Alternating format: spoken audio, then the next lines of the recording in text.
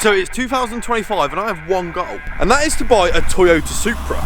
The GR Supra is the 5th iteration of the world famous Supra lineup. Featuring the bulletproof B58 engine platform, it's a car I've always dreamed of buying since they released back in 2019. But in order for this to be somewhat obtainable, I need to sell a few of my cars. We've got my BMW E36, which at the minute I've sort of put on hold because I don't think that car's going to go anywhere. I want to keep this thing. Next up is the Golf GTI, which is doing really good on the channel, so I'm really looking forward to making more videos on this, and yeah, it's going to be a really nice clean car once it's done. And then over here I've got my Lexus LS400, which is obviously covered in Christmas lights, and yeah, needs to be sorted before it sells. There's a few other little bits and bobs, but this is a car that I want to sell fairly soon. However, the first car to go will be my Audi A5, because I've got myself a new little Golf PD105 beast to replace it, because I thought, what is the point of driving around in a car that still holds a bit of value, isn't the cheapest on fuel, and not really cheap on tax either. So as I said, I've got this new Golf to replace it, so we need to get this ready for sale.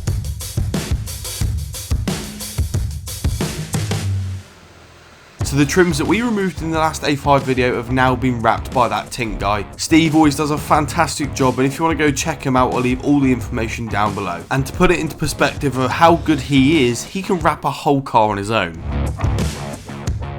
And just like that, the wrapped trim is all now in, and it looks so much better, and I actually decided to keep this silver. Now the reasoning behind it is because around all the black trims there is like a silver or chrome outline. You got it over there, you got it on the dials, you got it in the middle, and you've also got it here as well. I just think if it was all black, it would just look a bit, well, a bit tacky and a bit naff. So it breaks it up a little bit more classy, and yeah, I am very, very impressed with that. So in the last episode I started dyeing the boot carpet, and it is now done and looking amazing, and I've also dyed the back of the seats as well. So let's get these back in the car. If you're watching this video and you're not subscribed, then please hit that subscribe button down below. It helps me out a lot and it allows me to make more videos like this in the future.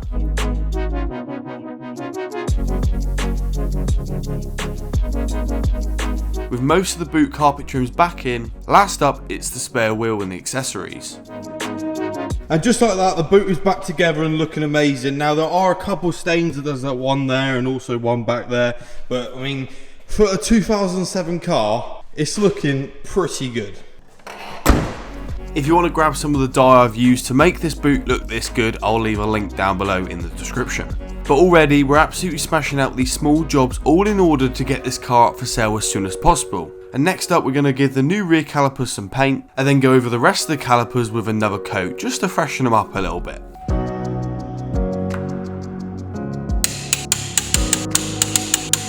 So before we go any further, I want to grab a Y-Food.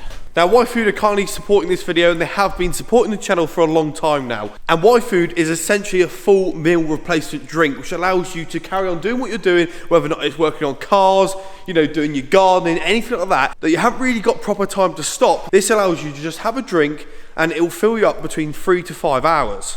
It's high in fibre, gluten-free, lactose-free, and there's no added sugar. And don't forget, it's got 26 vitamins and minerals, and it's also very high in protein. So yeah, if you live a crazy lifestyle and you're always on the go like me, then definitely go check them out and use the code on screen for a little bit of money off. They do all sorts of flavours, and this is their smooth vanilla. That is so good. Genuinely, it is really good.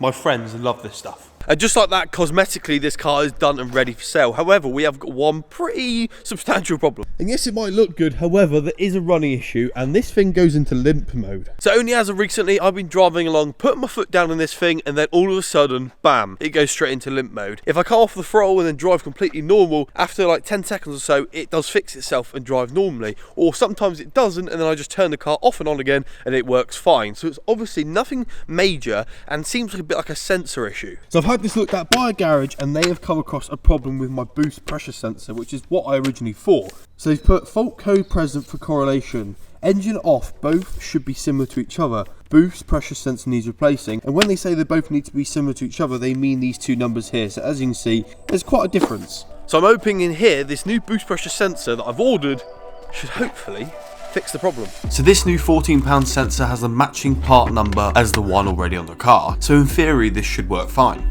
To access the sensor we need to remove the headlight, and that comes out with 3 Torx screws. Nice and simple. And it is located just behind the headlight bracket. So it's out with the old one and in with the new one. Okay, so the moment of truth. Will it go into limp mode? I'm hoping not. That sensor only cost me £14. So if this works, £14 to fix the car, I'll take that.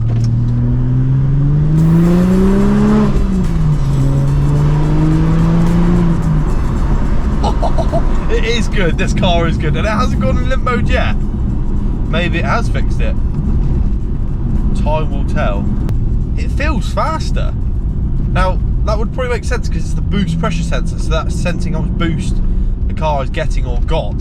So it would sort of make sense that it's reading right.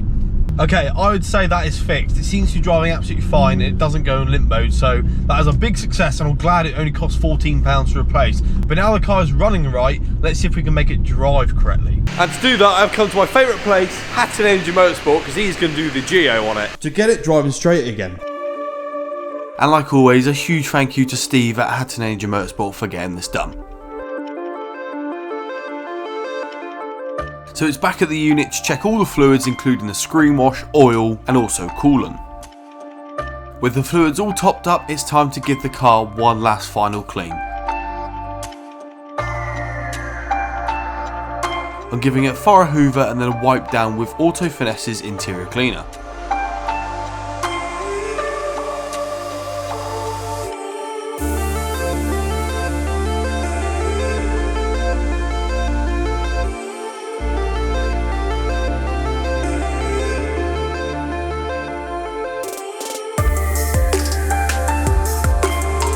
And this being my daily, the floor mats are pretty grubby, so I'm giving them a hoover, taking them outside to cover them in snow foam, and then jet washing them off. And this is just a quick, easy and cheap way of essentially wet vacuuming them.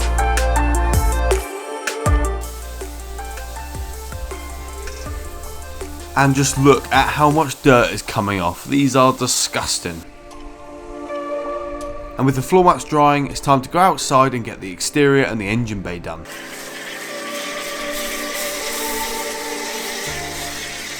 And I can just imagine how many people wanting to comment about what I'm doing, but I've done this loads and I've never had a problem.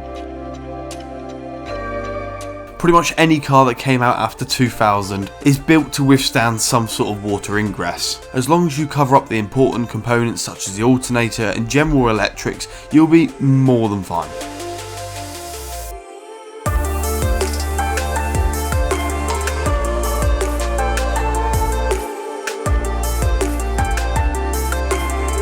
Yeah, this weather is just getting worse. I don't know how bad it looks on camera, but there's currently a storm here in Cornwall, and it's really annoying because whenever I'm working, the weather's really good, and whenever it's either a weekend or evening, it's either dark or raining, which is absolutely fine because I've got the unit, so for any other job it's absolutely fine, but for giving it a good clean and trying to make a good video, well, it's impossible to do it out there. If you are interested in this, then please drop me a message on Instagram. I'm looking for about £4,000. You guys have seen all the videos on it and know that it's in really good condition and it's actually a really good spec. I'll get the car fully cleaned up for the next owner whenever it sells, but I'll do that off camera because yeah, it ain't happening today. But yeah, it is the end of the road for the Audi A5. Sadly, well, it's just sad because I genuinely think this is a really good car. I absolutely love it, but sometimes you have to take a step back to go 10 steps forward. And I need the money from this and invest it in somewhere, in something else. So that is why I've got myself a new little daily over there, the little red Golf, because that was a lot cheaper to run, cheaper on tax, cheaper on insurance, and it just means I can take some money out of this and buy something pretty cool.